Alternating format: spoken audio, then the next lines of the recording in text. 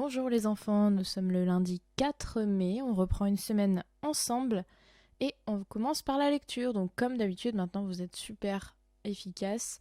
On écrit la dictée, on écrit la date, on met les traits rouges à la règle, on écrit lecture. Je vais vous laisser lire ce petit texte qui s'appelle Un étrange personnage, vous le lisez bien. Ensuite, vous avez les 7 questions qui sont sur la droite. Il y a beaucoup de questions, mais ce sont des questions très simples et dans laquelle vous pouvez citer le texte quasiment à chaque fois. Donc regardez bien si vous pouvez citer le texte. Faites bien des phrases de futur CM2, c'est-à-dire des phrases construites et pas juste blablabla. On reprend les mots de la question et on fait ça correctement. Je vous laisse mettre pause et on y va. C'est parti pour la correction. Je vais commencer comme d'habitude par lire le petit texte et ensuite on verra ensemble les réponses. Claudette est devant la télé. Son frère Philippe regarde autre chose.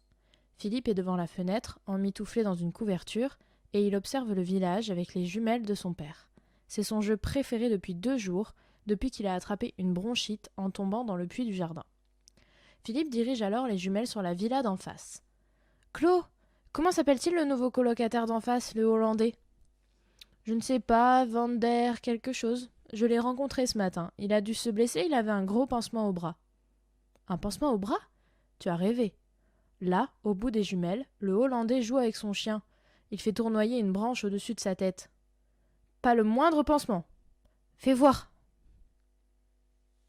Donc, c'est d'après Boileau-Narcejac, le livre La Villa d'en face, chez J'aime lire, qui est très très connu. Il est généralement dans toutes les écoles. On va lire les questions. Comment s'appellent les 2 personnages principaux ? Que fait Philippe ? Où regarde-t-il ? Quel est le surnom de Claudette ? Oui, c'est ça. De quel pays vient le locataire d'en face ?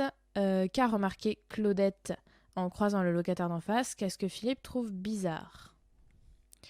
On y va pour la correction. Donc je reprends. Hop, j'ai fait une petite erreur ici. Je reprends les questions. C'est parti. Comment s'appellent les 2 personnages principaux ? Donc pour cela, il suffisait de lire ne serait-ce que la première phrase. Claudette est devant la télé, son frère Philippe regarde autre chose. Donc on y va, on écrit en vert quand on n'a pas écrit ça. Les 2 personnages principaux sont Claudette et Philippe. Question 2. Que fait Philippe ? Alors, on regarde le texte et on voit à la ligne numéro 2, Philippe est devant la fenêtre et il observe le village avec les jumelles de son père. Donc là, on peut citer Philippe. En fait, on a juste à recopier. Là, on peut citer carrément le texte. Et devant la fenêtre, il observe le village avec les jumelles de son père. Tout simplement. Où regarde-t-il ? Alors là, on cherche dans le texte. Donc, il regarde à travers la fenêtre. Et Philippe dirige alors les jumelles sur la villa d'en face. La villa, vous savez tout ce que c'est, hein, c'est une super grande maison. Donc, où regarde-t-il ? Philippe regarde vers, et là on peut citer, si on veut, la villa d'en face. C'est d'ailleurs comme ça que s'appelle le livre. Quel est le surnom de Claudette ? Donc là, même chose, on cherche dans le texte et on voit qu'il l'appelle Clo. D'accord ? À cette ligne-là. Donc on fait une phrase construite, le surnom de Claudette. Et là on cite Clo. C'est Clo. De quel pays vient le locataire d'en face ? Donc qu'est-ce qu'on nous dit sur le locataire d'en face ? À la même ligne, Clo, comment s'appelle-t-il le nouveau locataire d'en face ? Le Hollandais. Donc on ne vous demande pas de dire qu'il est hollandais, on vous demande de quel pays il vient. Donc le locataire d'en face vient de Hollande. Voilà. Puisqu'il est hollandais. Qu'a remarqué Claudette en croisant le locataire d'en face ? Donc on nous dit que ce matin, elle l'a croisé, ce monsieur. Et qu'est-ce qu'elle a remarqué ? Elle a remarqué, il a dû se blesser, il avait un gros pansement au bras. Donc on peut même citer cette phrase.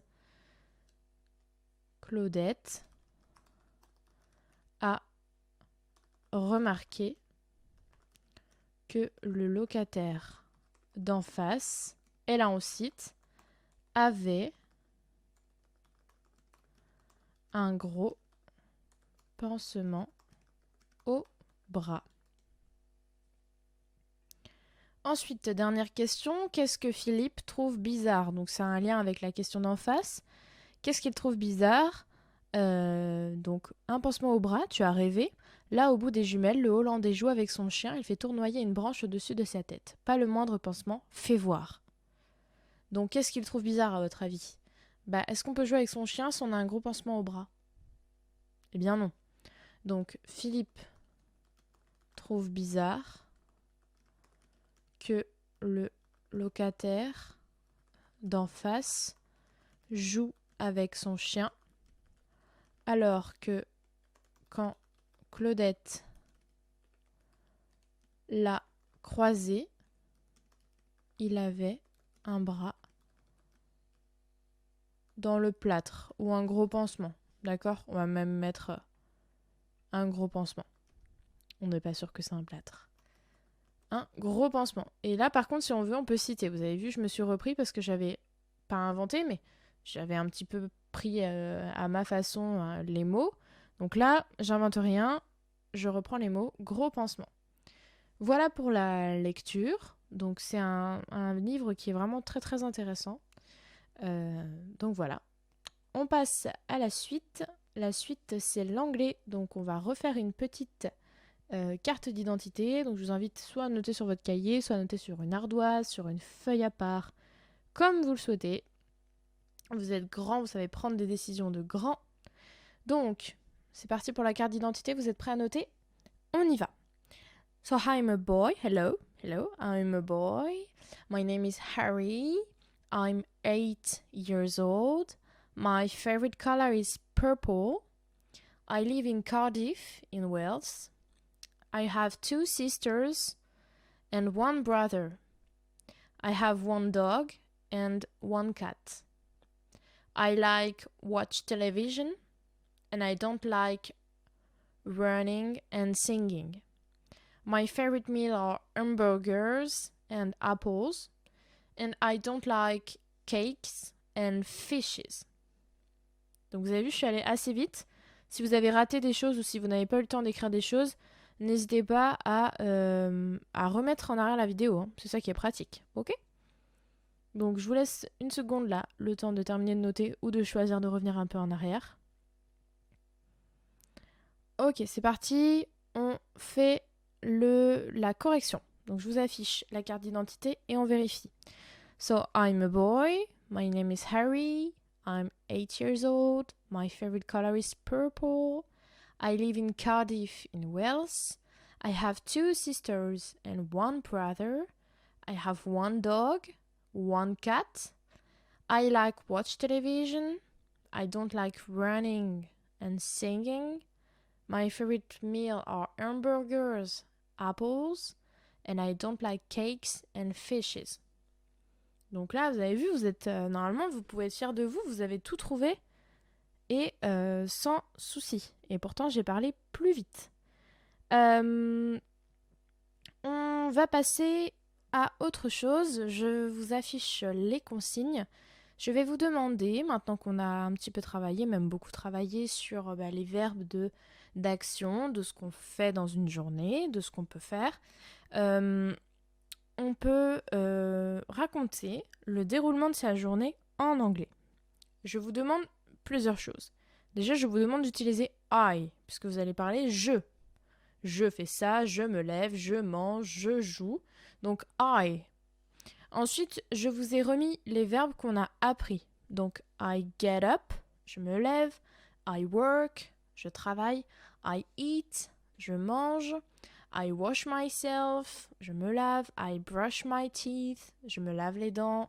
I drink, je bois. I go to bed, je vais au lit. And I play, je joue. Donc vous remettez bien sûr dans l'ordre où vous le faites vous, d'accord? Peut-être que vous mangez avant de travailler, peut-être que vous vous lavez les dents avant d'aller au lit, ou en vous levant, ou les deux, d'accord? À vous de me décrire votre journée en utilisant I et en utilisant les verbes. Quand vous allez me dire I eat, j'aimerais que vous me disiez ce que vous mangez à votre petit déjeuner. D'accord? Donc par exemple, j'écris I get up, I eat. Et là, j'écris I eat orange juice with hot chocolate and pancakes. Et après, je continue I work, I brush my teeth, I drink and I go to bed. D'accord? Donc vous me décrivez votre journée avec les verbes qui sont là. Et au moment où vous dites I eat, vous essayez de me dire ce que vous mangez au petit déjeuner. D'accord? J'attends vos propositions. Essayez de bien recopier les mots correctement et essayez de le dire aussi. Comme ça travaille votre prononciation. On a terminé pour l'anglais. On va passer au nombre. Donc je vous laisse écrire nombre.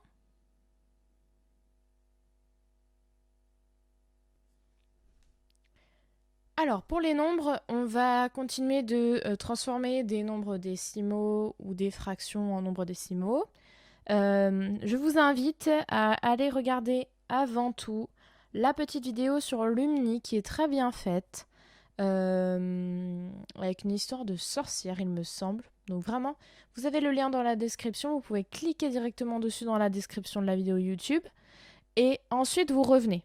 D'accord? Je compte sur vous pour aller voir. Donc mettez pause, allez-y, cliquez sur le lien dans la description, cliquez dessus, et après vous revenez avec moi. Vous revenez, hein? Ok, donc là normalement vous avez été voir la vidéo de Lumni, vous êtes revenu ici, donc vous avez la mémoire toute fraîche sur les fractions et les nombres décimaux. Donc je vais vous laisser faire l'exercice 8, où vous devez tout simplement associer une des fractions ici en couleur au nombre qui convient. Donc vous avez 1, 2, 3, 4, 5, 6 fractions et 1, 2, 3, 4, 5, 6 nombres. Donc logiquement, il va y en avoir un pour chaque. Donc j'écris 145 dixièmes égale, alors soit 0,04, soit 2, soit 1,1, d'accord? Vous cherchez qui va avec qui. Je vous ai remis ici le tableau de numération, donc on connaissait jusqu'à la partie verte, hein, depuis le CP, vous connaissez ça, la partie entière avec la classe des unités simples, la classe des mille, la classe des millions, la classe des milliards, etc. Et maintenant, nous, on est grand, donc on a rajouté cette barre verte et la partie décimale avec les dixièmes, les centièmes et les millièmes. Et cette barre verte qui nous indique où mettre la virgule. Donc, recopiez ce tableau-là, vous allez en avoir besoin, et trouvez-moi la correspondance entre la fraction et le nombre décimal. Je vous le dis pour ceux qui ont besoin, il suffit juste de rentrer cette information dans le tableau. On l'a vu la dernière fois, comment je mets 145 dixièmes dans mon tableau. À partir de là, vous allez trouver très facilement. Donc mettez pause et on passe à la correction.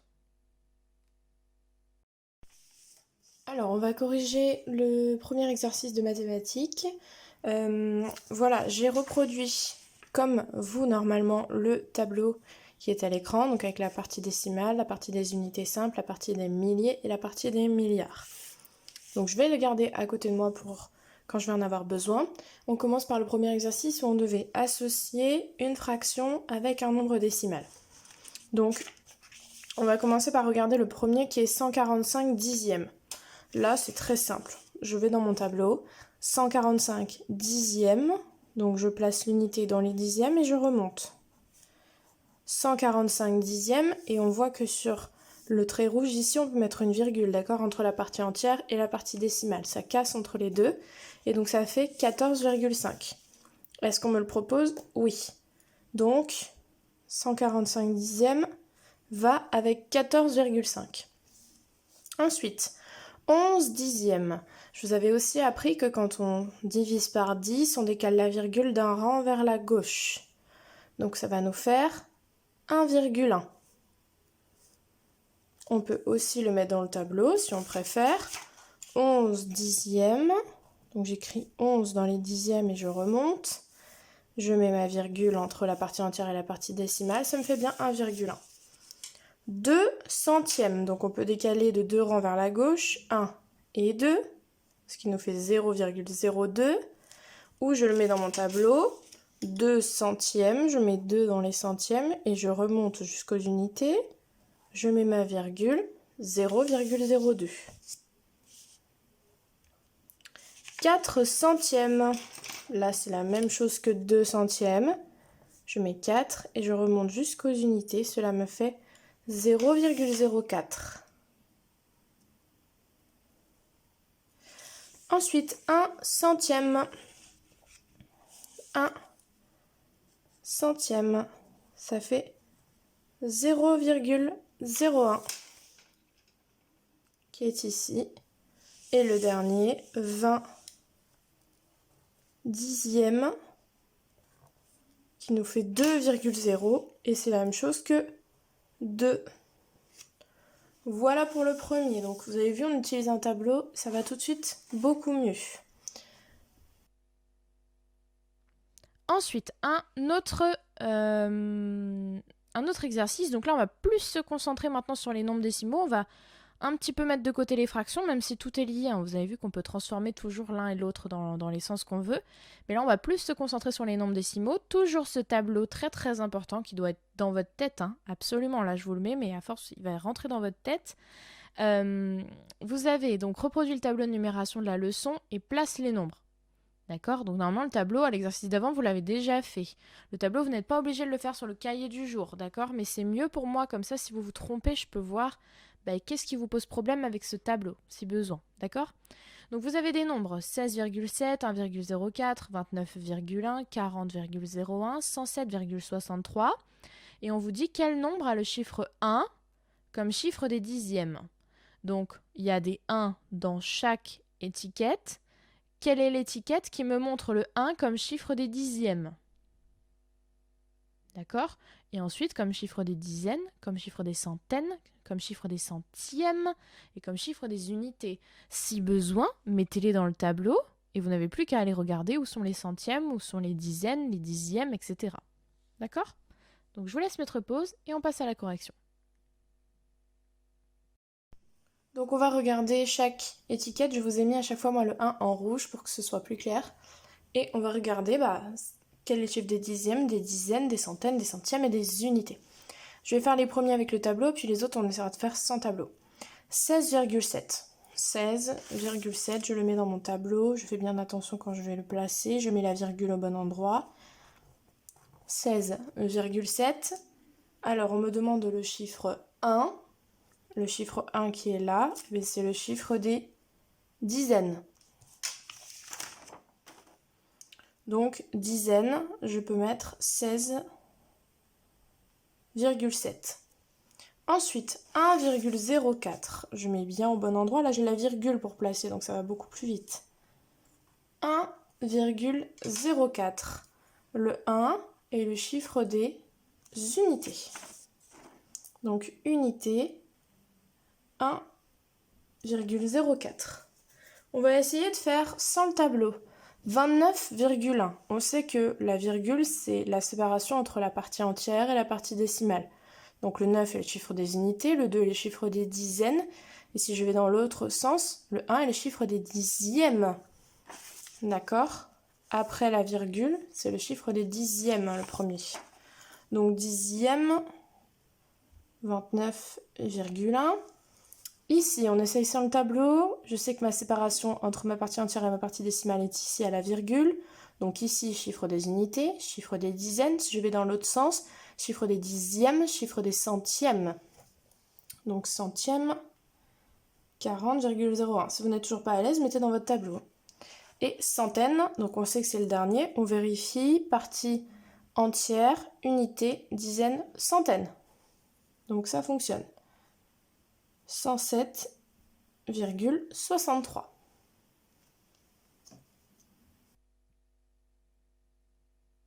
Un autre petit exercice, même chose. Cette fois, on ne vous fait plus de propositions. On vous dit dans ces étiquettes, il y a des chiffres 7. À chaque fois, il y a un 7. Ici, ici, ici, ici, ici, ici et ici. Et on vous dit, dites-moi dans l'étiquette verte, dans 1,27, que représente le chiffre 7? Est-ce que c'est les centaines? Est-ce que c'est les dixièmes? Est-ce que c'est les unités? Dites-moi. Dans 7,42, que représente le chiffre 7? Dans 74,51, etc., etc. Même chose, aucun problème à utiliser son tableau. Si vous n'en avez pas besoin, ne l'utilisez pas. Si vous arrivez à visualiser 100, c'est pas la peine de le faire. Mais pour ne pas vous tromper, ne prenez pas de risque. On vous propose un outil, utilisez l'outil. Je vous laisse mettre pause et on passe à la correction.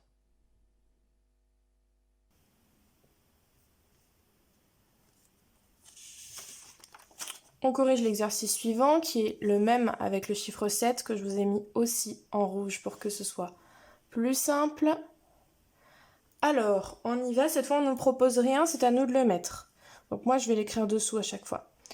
Dans 1,27, je sais qu'ici j'ai le chiffre des unités, dixième, centième.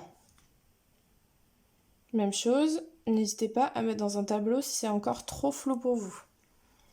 Ici, 7,42, j'ai ma séparation ici, donc ici je suis dans la classe des unités et c'est une unité. 7 est une unité, donc unité. Dans 74,51, ma séparation est ici, dixième, centième, et si je remonte, unité, dizaine.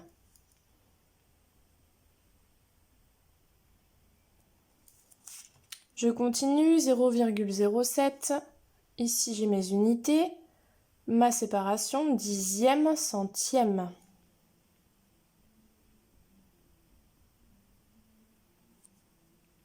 Dans 47,89, j'ai ma séparation ici, dixième, centième, et ici unité, dizaine, donc unité. 709, pardon, 25. J'ai ma séparation ici, dixième, centième, et ici unité, dizaine, centaine.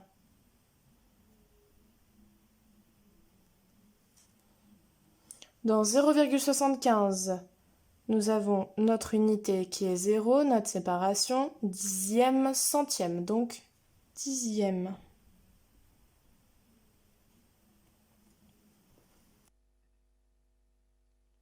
Enfin, un dernier petit exercice là-dessus. On vous demande de compléter avec le signe égal ou différent. Ce signe-là signifie différent. Donc, on vous donne à chaque fois deux nombres décimaux, ici 12,50 et 12,5. Est-ce que 12,50 et 12,5, c'est la même chose? À vous de me dire. Est-ce que 14,2 et 14,02, c'est la même chose? À vous de me dire. D'accord? N'oubliez pas, on a parlé des zéros inutiles. Mettez aussi dans votre tableau et voyez si ça fonctionne. D'accord? Donc je vous laisse mettre pause et on passe à la correction.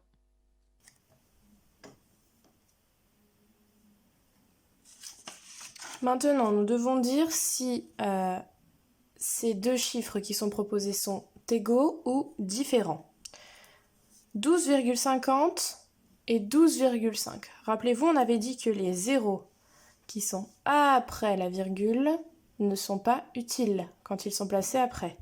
Donc 12,50 ou 12,5, je pourrais mettre autant de zéros que je veux ici. Donc c'est la même chose. 14,2 et 14,02. Regardez, on le met dans le tableau. 14,2 et 14,02. J'ai les mêmes nombres d'unités et de dizaines. Par contre, ici, j'ai 2 dixièmes et ici, j'ai 0 dixième. Donc, c'est pas le même nombre. Donc, différent. 12,05 et 12,5. J'ai le même nombre d'unités et de dizaines qui sont 12. Par contre, j'ai 0 dixième ici et 5 dixièmes ici. Donc, c'est différent. 15,02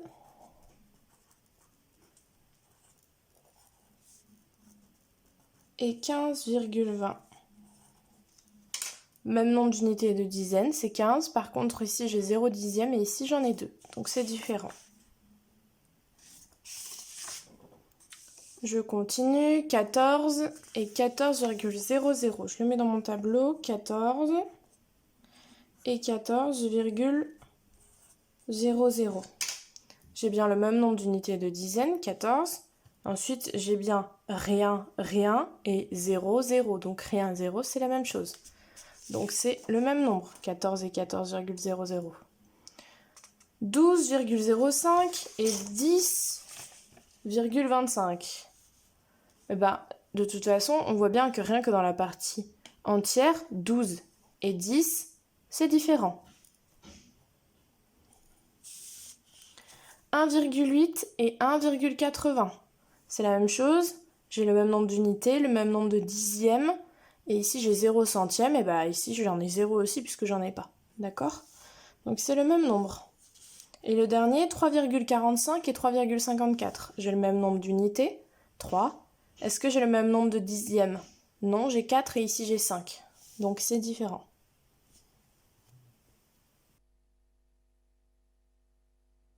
On va passer maintenant à la dictée. Donc, je vous laisse écrire dictée sur votre cahier. Pendant ce temps, je la lis en entier. Depuis longtemps, mon rêve est de traverser le désert, loin des sites touristiques. Je vais bientôt le réaliser, j'ai hâte. On y va. Depuis longtemps. Depuis longtemps.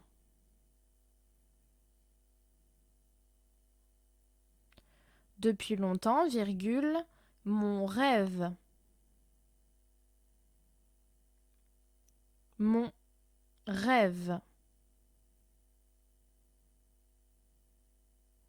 Depuis longtemps, virgule, mon rêve est de traverser le désert. Depuis longtemps, virgule, mon rêve est de traverser le désert. Virgule, loin des sites touristiques. Loin des sites touristiques.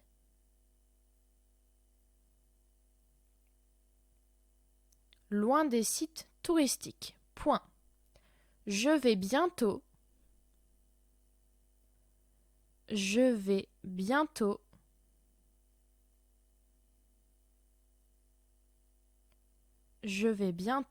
le réaliser, virgule. Je vais bientôt le réaliser, virgule. J'ai hâte. Point d'exclamation. J'ai hâte. Point d'exclamation.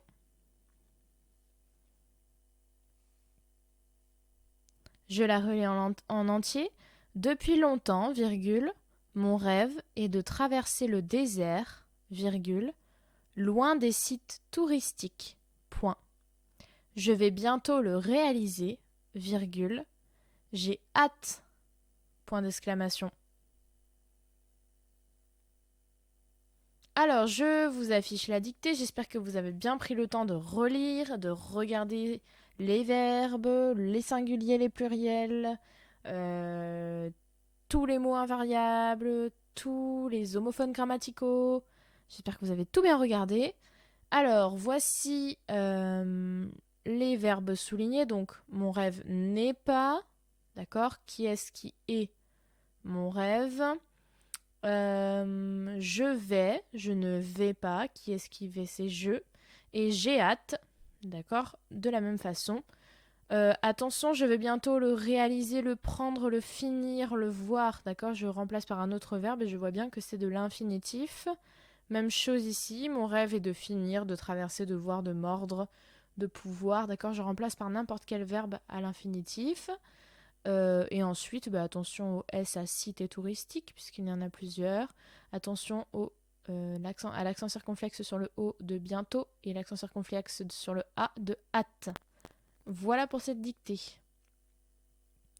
Ensuite, calcul posé. Alors, on panique pas parce que les nombres sont grands, grands, et on n'est plus habitué à avoir des nombres aussi grands.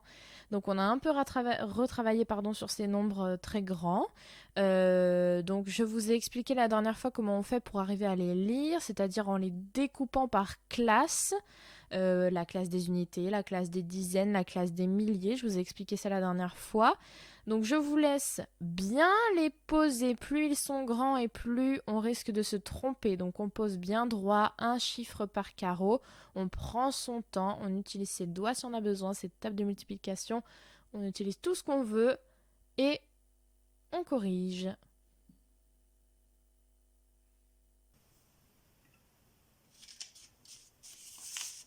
On passe au calcul posé. On va d'abord voir comment il fallait lire ce grand nombre. Donc, comme avec l'exercice précédent, avec ce tableau, je place dans ce tableau ou directement je fais des groupes de 3, d'accord? Puisque vous avez vu que chaque famille, c'est 3 chiffres, d'accord? Unité, dizaine, centaine, unité, dizaine, centaine, unité, dizaine, centaine. Donc là, je peux faire la même chose. Unité, dizaine, centaine. Hop, je mets une séparation. Unité, dizaine, centaine. Hop. Donc je retrouve ici ma classe des unités, ma classe des mille, ma classe des millions. Donc 21 429 007. Enfin 007 même. Je fais la même chose ici. Unité, dizaine, centaine. Unité, dizaine, centaine. Ça me fait 21 483 364. Et maintenant, je peux le poser. Je mets bien un chiffre par carreau pour ne pas me tromper et embrouiller mon cerveau.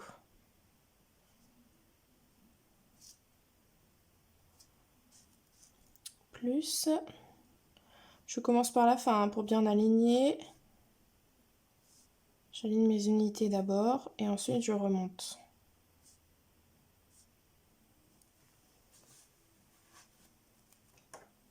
Hop, on trace. Centré à la règle. Et on calcule. 7 plus 4, 11. Je pose 1, je retiens 1.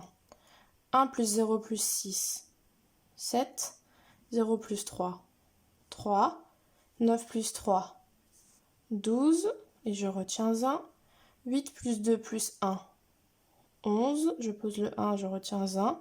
4 plus 4, 8. Plus 1, 9. 1 plus 1, 2. 2 plus 2, 4.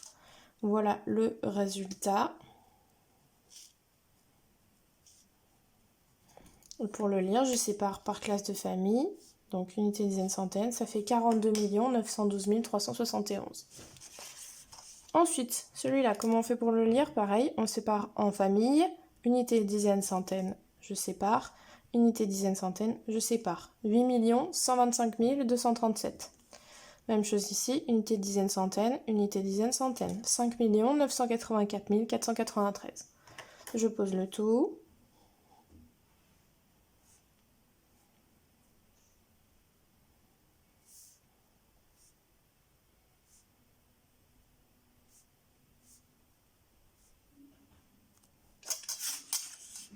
Je trace mon trait à la règle et je calcule. 7 plus 3, 10. Et je retiens 1. 9 plus 1 plus 3, 13. Et je retiens 1. 4 plus 2 plus 1, 7. 5 plus 4, 9. 8 plus 2, 10. Et je retiens 1. 9 plus 1 plus 1, 11. Et je retiens 1. 8 plus 5 plus 1, ça fait 14. Je recopie mon résultat proprement. Et si je veux le lire, je sépare par classe de famille. Unité, dizaine, centaine, unité, dizaine, centaine. 14 109 730. Je passe à la multiplication. 4829 fois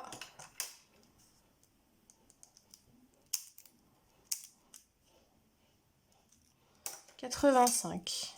J'ai mis des couleurs parce que là, il va falloir être méthodique. Donc, je vais commencer par l'unité, le 5 qui est en rouge, et j'y vais. 5 fois 9, 45. Je pose 5 et je retiens 4. 5 fois 2, 10 plus 4, 14. Je pose le 4 et je retiens 1. 5 fois 8, 40 plus 1, 41. Je pose le 1, je retiens 4. 5 fois 4, 20 plus 4, 24. J'ai terminé pour ma première ligne. Ensuite, je vais m'occuper du 8 des dizaines. Donc, je vais commencer ici. Par conséquent, je vais mettre 0 dans les unités. Et j'y vais. 8 fois 9, 72. Je pose le 2 et je retiens 7. 8 fois 2, 16. Plus 7, 23.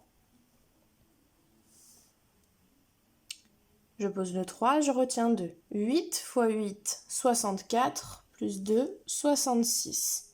Je pose 6 et je retiens 6. 8 fois 4, 32, plus 6, 38. Et maintenant, j'additionne le tout.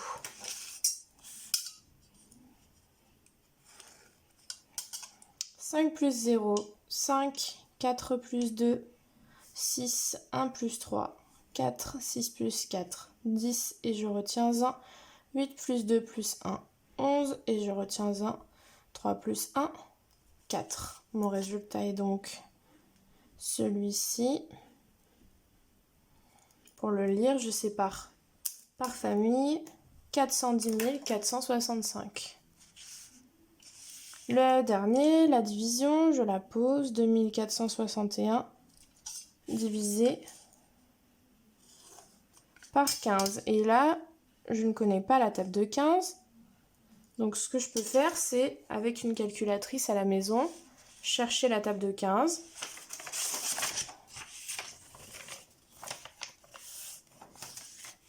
Alors, hop, 15 fois 1, 15, 15 fois 2, 30. D'accord, à chaque fois, je fais plus 15, plus 15, plus 15. 15 fois 3, 45. 15 fois 4, 60.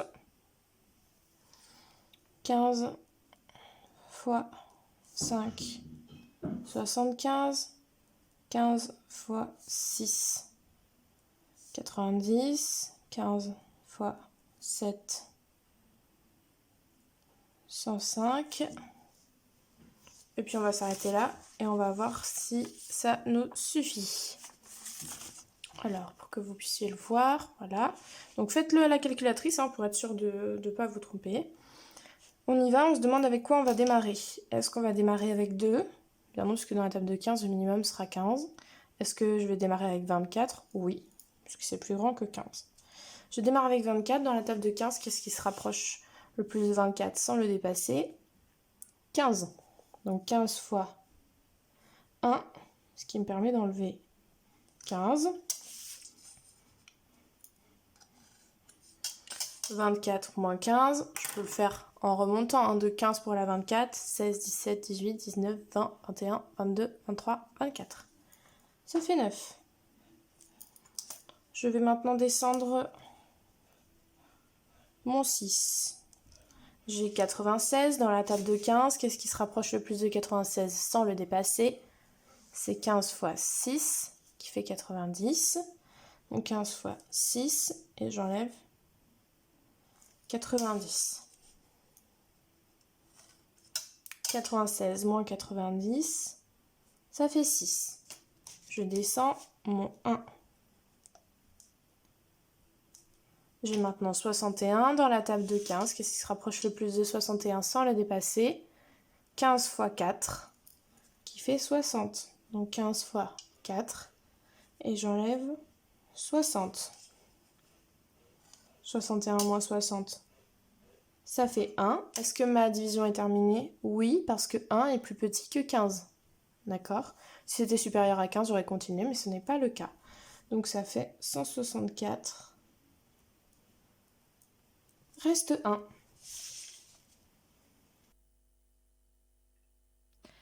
Un petit problème maintenant, tout petit, mais qui va vous donner à réfléchir. Donc Sébastien avait 20 sacs de 14 bonbons.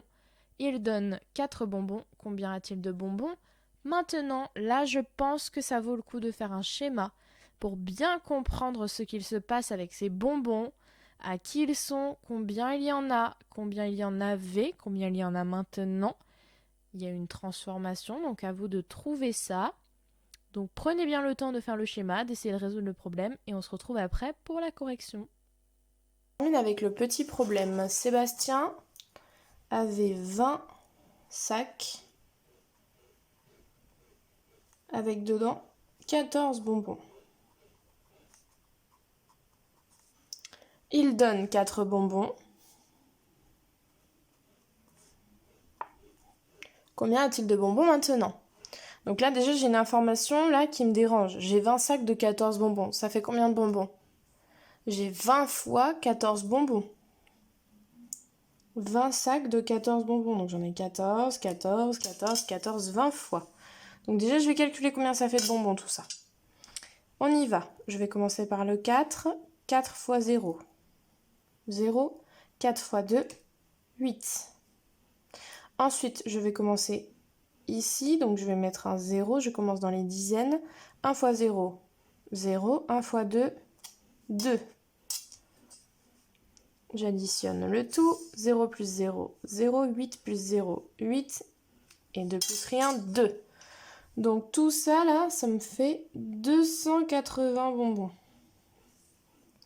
Maintenant, je sais qu'il en a donné 4. Donc qu'il en a 4 de moins. 280 moins 4, je peux le faire de tête. Ou je peux le faire avec mes doigts. 279, 278, 277, 276. Donc maintenant,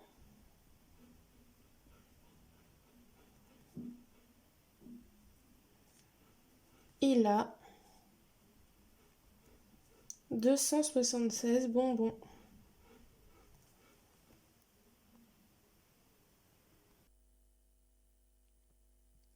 Enfin, une dernière chose, production d'écrit et art.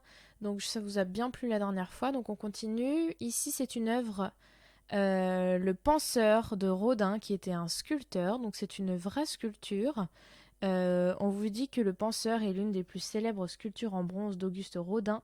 Elle représente un homme en train de méditer, semblant devoir faire face à un profond dilemme. Un dilemme, c'est quand on a deux choses et qu'on n'arrive pas à choisir. D'accord? Je vous pose la question, à quoi pense cet homme? Alors, soit un dilemme, soit à plein d'autres choses. Mais dites-moi, à quoi il pense, à quoi il a l'air de penser, ce monsieur? Est-ce qu'il réfléchit à quelque chose en particulier? Est-ce qu'il laisse aller son imagination? Dites-moi en 4 phrases au minimum. Il y en a qui ne respectent pas les minimums. 4 phrases au minimum, c'est rien du tout pour des CM1. 4 phrases au minimum et je vous mets une contrainte, je vous demande d'utiliser le pronom personnel je. Donc je veux pas que vous m'écriviez il pense à ça, il réfléchit. Je veux que vous utilisiez je, c'est vous le penseur. Je pense à je pense que D'accord, utilisez le pronom personnel je. 4 phrases au minimum, j'ai hâte de vous lire. Enfin, nous avons terminé, je vous mets juste une petite consigne ici. Je vais vous demander si c'est possible à la maison, dès maintenant, dès le moment où vous terminez cette vidéo, de faire tremper dans un petit pot d'eau, d'accord, ou un verre ou quelque chose de petit, des graines, donc des haricots blancs si vous en avez, ou des haricots rouges, ou des haricots, d'accord, mais des haricots qui sont secs, hein, pas qui sont dans une boîte de conserve, des haricots secs, ou, d'accord, le mieux c'est les deux, et des lentilles, peut-être que vous avez ça à la maison. Même chose, donc des lentilles qui ne sont pas déjà cuisinées, des lentilles qui sont sèches, d'accord, dans un paquet. Et je vais vous demander de les laisser tremper. Vous en mettez 10 environ, hein. C'est pour en avoir assez. Je pense qu'on en utilisera 4 ou 5, mais il vaut mieux en avoir un petit peu plus. Donc demain, vous comprendrez pourquoi on a besoin de faire ça. Donc à la maison, on fait tremper des haricots et des lentilles. Demandez à vos parents si vous ne savez pas s'il y en a dans votre cuisine ou si vous pouvez les utiliser. Voilà, faites tremper ça et demain, je vous dévoile à quoi ça sert. À demain!